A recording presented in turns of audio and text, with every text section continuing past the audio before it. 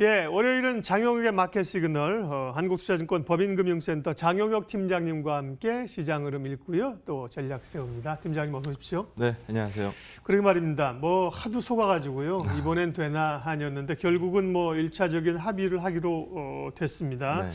어떻게 평가하시는지 또 언론에서는 여러 반응이 있는데 결국은 뭐 승자는 중국이라는 의미 얘기도 합니다. 네. 그거는 어떤 의미인지 동의하시는지 궁금합니다. 일단 지난주 방송에서 더 이상 트럼프가 막 나가기 어렵다라는 네. 부분은 저희가 논의를 한번 해드렸어요. 뭐 탄핵 얘기 오가고 있는 상황에 재선 시점이 점점 다가오고 있는데 뭐 경기 부담을 주는 요인들을 그대로 밀고 가기 어렵지 않겠느냐. 그러면 이제까지 흘러왔던 흐름보다는 조금 더 수월하게 흘러갈 가능성이 높다. 그러니까 시장 밑으로 깨지는 것보다는 우리 좀 기대감을 남겨놓는 게 맞겠다라는 의견을 말씀을 드렸습니다. 그러다 보니까 이제 시장에서 스몰딜 얘기가 나왔는데요. 네. 뭐 실질적 1단계 합의다, 뭐 스몰딜이다 평가들은 굉장히 많이 있습니다만 그 표현보다는 이게 더 어울리는 표현인 것 같아요. 휴전? 휴전 어떨까요? 휴전. 뭐 전쟁이 끝난 건 아니에요. 우리가 과거에도 뭐 이렇게 스몰딜이다 뭐다 합의에 근접했다가 엎어지는 경우도 너무 많이 봐왔기 때문에 이번에 이게 뭐 완벽한 해결입니다라고 얘기하기는 어렵지만 휴전 협상 정도는 충분히 가치를 좀 매길 수 있을 것 같습니다. 예. 그래서 그런 부분들에서 이제 시장이 좀 플러스 요인을 좀 얻었다라고 볼 수 있고요. 거기서 파생되는 몇 가지 얘기들 오늘 마저 한번 해보도록 하겠습니다. 일단 고위급 회담을 이제 들어가고 나서 첫날 이틀 했잖아요. 첫날 마치고 나서 트럼프가 very well이라는 표현을 했어요. 그럼 과거에도 협상 중간에 이번 협상 괜찮아 뭐 이런 얘기들은 뭐 이제까지 여러 번 있었던 일이거든요. 그렇죠. 예. 근데 막상 종이에다 써봐라고 얘기하면은 못 쓰는 경우가 많았는데 이번에는 줄줄 적어 내려가기 시작했다는 점입니다. 일단 미국은 대중 관세를 이제 25%에서 30%로 올리는 이 조치를 준비하고 있었는데 이거 유예시켰죠. 관세 철폐가 아니에요. 유예된 부분이기 때문에 뭐 휴전이라는 표현이 뭐 딱 맞다라고 보고 있는 거고요. 중국이 미국산 이 농산물에 대해서 구매를 확대하겠다라고 얘기했지만 과거에도 이 정도 액수는 불렀었어요. 과거에 미국이 오케이를 안 했던 거죠.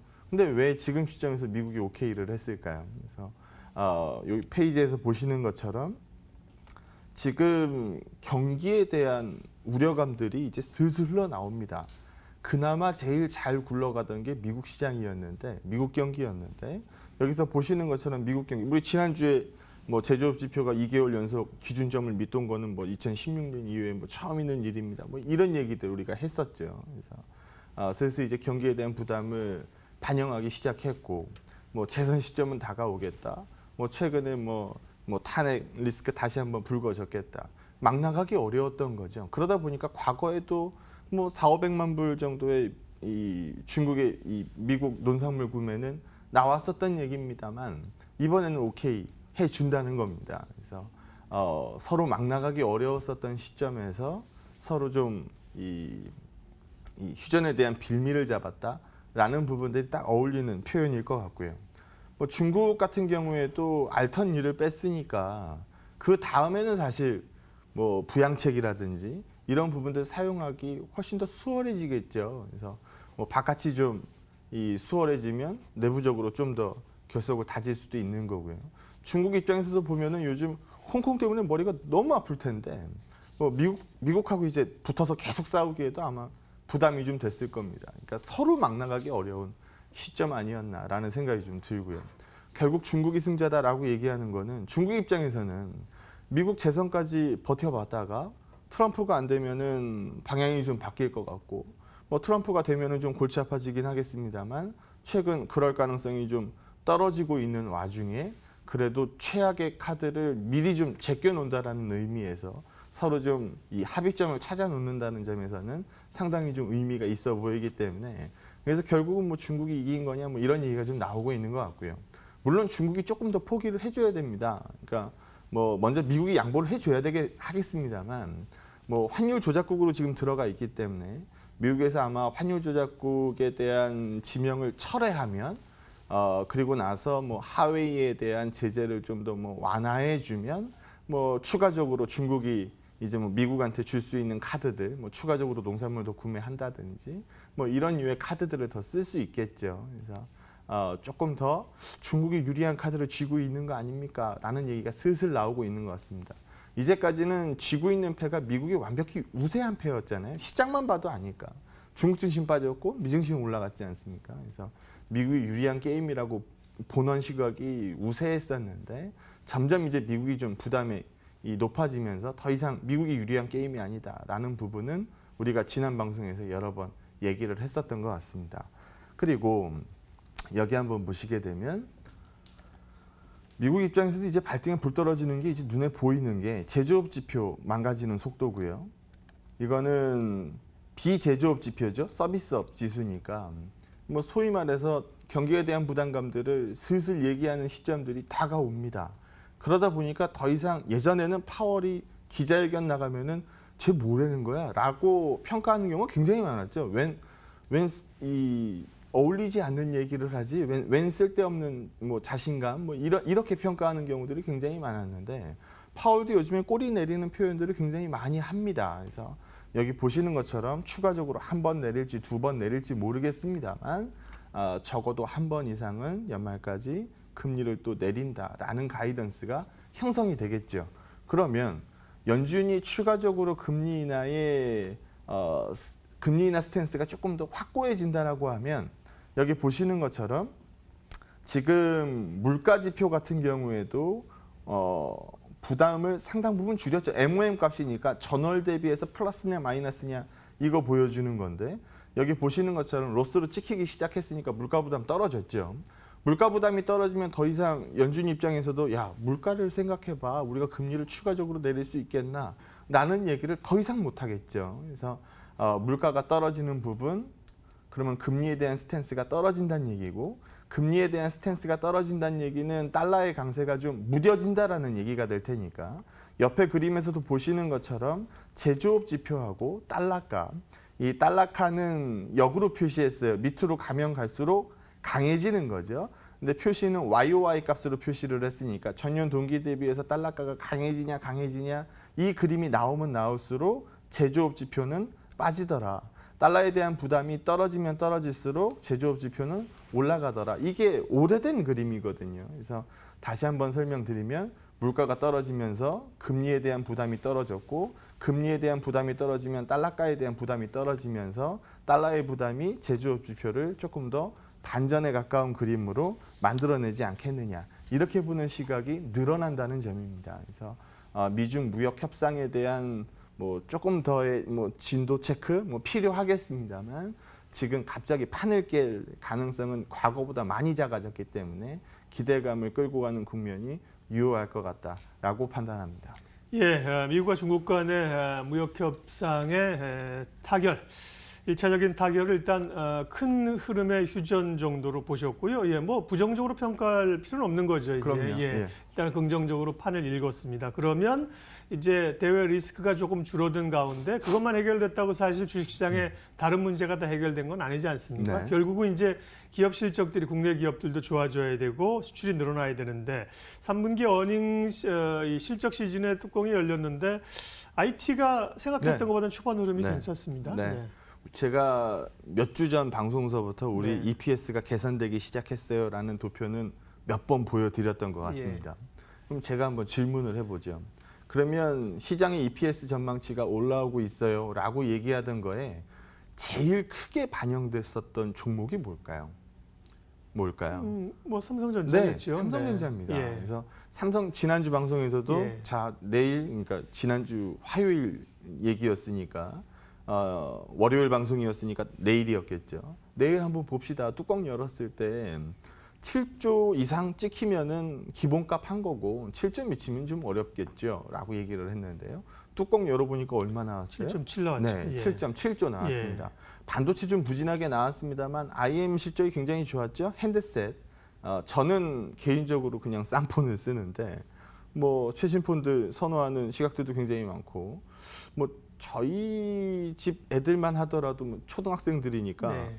뭐 저렇게 화면 저렇게 돼 있는 폰은 뭐야? 뭐 이렇게 LG 폰은 또 이렇게 화면이 두 개로 나오잖아요. 예. 그래서 뭐 저렇게 나오는 핸드폰들에 대해서 굉장히 좀 관심이 있군요. 예, 네네. 센세이션하다라고 생각을 하나 봐요. 그래서 뭐 그런 부분도 얘기를 하는 거 보니까 옛날보다 핸드폰 단가가 확 올라갔죠. 예, 그래서 그런 부분도 실적이 좀 잘 나왔고요. 그리고 뭐 접히는 폰이니 뭐니 얘기하면서 결국은 디스플레이가 개선이 필요했기 때문에 OLED 디스플레이 사업부 OLED 실적이 잘 나왔겠죠. 그래서 그런 부분들이 7.7조를 만들어냈다라고 보시면 됩니다. 그런데요, 우리 좀 하나 좀 짚고 넘어가야 되는 점은 이 표에서도 보는 것처럼 7.7조 IM 실적이 잘 나왔고 디스플레이 실적이 잘 나왔다. 근데 예상보다 좀 많이 잘 나왔다라는 거죠. 잘 나와봐야 뭐 한 7.4, 7.3 정도 생각했는데 웬 7.7? 그럼 웬 7.7이 나왔으면은 삼성전자 주가는 5만 원 이상으로 쭉 뻗었어야 되는데 5만 원 이상으로 또 뻗지는 못했어요. 그러다 보니까 시장에서 뭐 혹시 요거 아니야? 라고 얘기 나오는 게 환율 효과입니다. 뭐 많은 분들이 이제 환율 효과에 대해서는 생각을 좀 덜 하시는 것 같아요. 예. 우리가 IMF를 겪고 나서도 우리가 빨리 그 위기를 벗어날 수 있었던 건 수출 기반으로 먹고 사는 국가이기 때문에 그렇습니다. 원화가 약세로 가면 결국 우리한테 뭐가 유리해요? 수출에서 유리해지거든요. 그래서 그런 부분들 삼성전자의 환율 효과가 일정 부분 실적에 반영된 거 아니냐. 그럴 수 그러면 있겠네요. 네, 예. 7.7조 나온 거 이거 막상 뚜껑 열어보면은 이게 별거 아닐 수도 있다라고 평가하는 시각도 있는 것 같아요. 뭐 근데 그거보다 더 좀 문제가 되는 거는 우리 지금 오늘 며칠이죠? 10월 14일인가요? 14일이죠. 예. 네, 그럼 10월이 벌써 중반으로 온 건데 이 증권사들의 프랍데스크들은 11월 말이면 모두 다 결산을 때립니다. 그럼 자기 계정으로 매매하는 것들은 11월에 다 끝난다는 얘기예요. 그렇게 되면 기관 수급은 더 비게 될 겁니다. 뭐 12월은 거의 뭐 개점 휴업이라고 보면 될 것 같고요. 그럼 실제적으로 기관 투자자들이 매매할 수 있는 시간은 얼마 안 남았다는 얘기예요. 그러면 얼마 안 남은 시간 동안에 뭐 이만큼 등에 짊어지고 내년으로 넘어가겠습니다라고 얘기하는 시각이 많을까요? 아니면은 좀 부담을 덜 지고 내년 초에 살게요라고 얘기하는 시각이 많을까요? 아마 후자의 시각이 그렇겠죠. 많을 겁니다. 예. 그러면 시장에서 주로 수급을 끌고 가는 건 결국 누가 될까요? 결국 외국인이란 얘기거든요. 그래서 환율이 떨어져야 외국인들이 좀 사게 될 테니까 뭐 이번 삼성전자 실적 보고 뭐 잘 나왔네. 근데 왜 5만 원 못 넘었지? 라는 거에 환율 태클을 좀 건다라고 하면 향후 시장에서는 그래도 환율이 좀 떨어져야 외국인들의 수급이 좀 채워질 것 같습니다. 라고 읽는 게 맞을 것 같고요.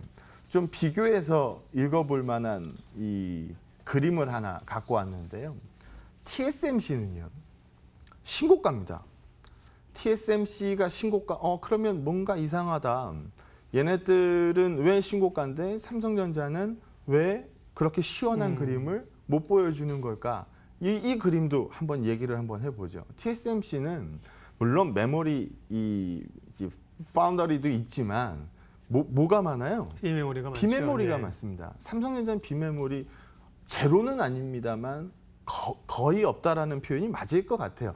포커스가 완벽히 메모리 포커스죠. 그래서 이 비메모리 포커스가 TSMC의 주가를 좀 밀어 올렸다라고 보는 게 맞을 것 같고요. 삼성전자도 한 단계 레벨업을 위해서는 뭐 환율 효과니 뭐 실적이 뭐 예상보다 잘 나왔니 이런 것도 5만 원 이상으로 올라갈 수 있는 뭐 요인이 되겠습니다. 지금은 어쨌든 기관 수급한테 기대기가 좀 어려운 국면이다 보니까 조금 뭐 색다른 변화, 뭐 핸드폰에서도 디스플레이의 변화가 나오고 나서 IM 실적이 잘 나오는 것처럼 비메모리 쪽에서의 포커스가 늘어나는 부분이 아마 삼성전자의 레벨업 요건이 좀 되지 않을까라고 생각을 좀 합니다. 근데 이게 하루아침에 되는 얘기는 사실 아니잖아요. 그래서 뭐 앞에 이제서 봤었던 것처럼 컨센 자체가 더 이상 빠지지 않는 국면이 됐기 때문에 삼성전자는 한 번도 비싼 적이 없었던 주식이잖아요. 그래서 더 이상 싸지기 어렵다라는 평가는 내릴 수 있을 것 같고요. 수급적인 도움은 외국인한테 받게 될 겁니다라고 얘기할 수 있을 것 같고 펀더멘탈의 변화는 비메모리 쪽 뉴스를 좀 지켜보는 게 맞을 것 같습니다. 라고 말씀드리면 될 것 같아요. 그리고 금주방송에서 꼭 짚고 넘어가야 되는 점 예. 디스플레이 장비주들 얘기를 한번 해야 그러게요. 되는데요. 예. 은근히 수요 없이 움직여요. 네, 문 대통령께서 고맙다라는 표현을 쓸 정도로 네. 이재용 부회장이 세게 한번 질렸습니다. 13조라고 지르니까 우리 입장에서 봤을 때는 뭐 13조 본 적도 없고 가져본 적은 더더욱 없고 그래서 감이 안 오죠. 그냥 큰 액수라는 것만 알아요. 그러다 보니까 13조 발표가 됐을 때 와 이거 호재야 호재라고 얘기했는데 결국 그날 장비주들 주가는 어떻게 됐어요? 다 많이 빠졌습니다. 뭐 그날 같은 경우에 뭐 AP 시스템이니 뭐 SFA니 뭐 이런 주식들 많이 빠졌어요. 그 전에 오름각이 있죠. 꽤 네, 있습니다. 맞습니다. 그래서 이 얘기가 어느 날 하루 아침에 나온 게 아니고 뭐 얘기가 이미 나오고 있던 과정에서 13조 발표를 딱 보고 나니까 작지 않아요 라고 얘기했는데 기간을 봐야죠. 향후 몇 년간이에요 이거 6년간 이 투자하겠다라는 거거든요. 그래서 지금 당장 투자되는 이 제1번 이 라인이 어디냐라고 보니까 공정전환이에요. 그러니까 기존의 LCD 라인을 OLED로 바뀌는 요 공정전환에 처음 투자가 됩니다. 결국 신설 라인의 증설이 먼저가 나오는 게 아니고 기존 라인의 대체가 먼저 나오는 거고 기간이 워낙 길고 하다 보니까 이거 기대값을 충족시키지 못하는 것 같은데 라는 평가들이 좀 많이 나온 것 같습니다. 그래서 요 뉴스에서도 그럼 언제쯤 장비주들은 좋아질까요? 라는 얘기가 뭐 질문이 나올 테니까 이거는 신규 라인의 증설 얘기들 뭐 OLED 라인들의 증설 얘기 나올 때 요 얘기가 아마 좀 키가 되지 않겠느냐라고 평가를 합니다. 그래서 시장에 대한 부담이 줄었기 때문에 지난주에도 저희가 소형주보다는 뭐 큰 주식들 얘기를 했거든요. 그래서 큰 주식들 중심의 뭐 좀 더 쉬운 반등세, 레벨이 좀 뭐 하방 경직에 대한 이 기대값이 높아지면서 뭐 큰 주식들이 조금 더 강세를 띠는 이런 국면들 예상하는 게 맞는 그림일 것 같습니다. 예. 뭐 차차 미중 무역 분쟁 마무리에 대한 해석이나 관심 종목 얘기는 차차 할 시간이 있을 것 같고요. 오늘 말씀하신 거 전략 한마디로 마무리하겠습니다. 네. 차트 보면서 얘기 한번 네. 하도록 하죠. 우리가 참 싸긴 참 싼데 참 못 올라가라고 얘기할 때 뭐 밸류 트랩에 빠졌다. 뭐 이렇게 얘기들 많이 하죠. 정말 답답할 때 밸류 트랩 얘기를 많이 합니다. 근데 증권쟁이가 밸류 트랩 얘기하면은 쓸 얘기 다 갖다 썼다는 얘기입니다. 예, 그래서 뭐 미래 가이드가 좋아요, 뭐 예상치가 좋아요, 뭐 이렇게 그러니까 올라가야 돼요라고 푸는 게 사실 제일 좋은 그림이고요. 싸니까 뭐 올라갈 겁니다라는 얘기는 잘 안 먹히죠. 하지만 저점을 잡을 때는 어느 정도 먹힙니다. 그래서 그림에서도 보는 것처럼 PBR 0.8배, 뭐 선행 기준이긴 합니다만 PBR 0.8배면은 과거에서도 여러 번 찍었던 이 저점 레벨권이거든요. 그래서 요 정도 구간에서 밑을 고민하는 거는 아닌 것 같고요. 미국, 중국 얘기도 도움을 주기 시작한다라고 하면 기존의 시각대로 2천은 좀 강한 뭐 하방 경직이다라는 의견을 계속 끌고 가는 게 좋을 것 같습니다. 예, 월요일 장영혁의 마켓 시그널 한국투자증권 장영혁 팀장님 함께했습니다. 고맙습니다. 네, 고맙습니다.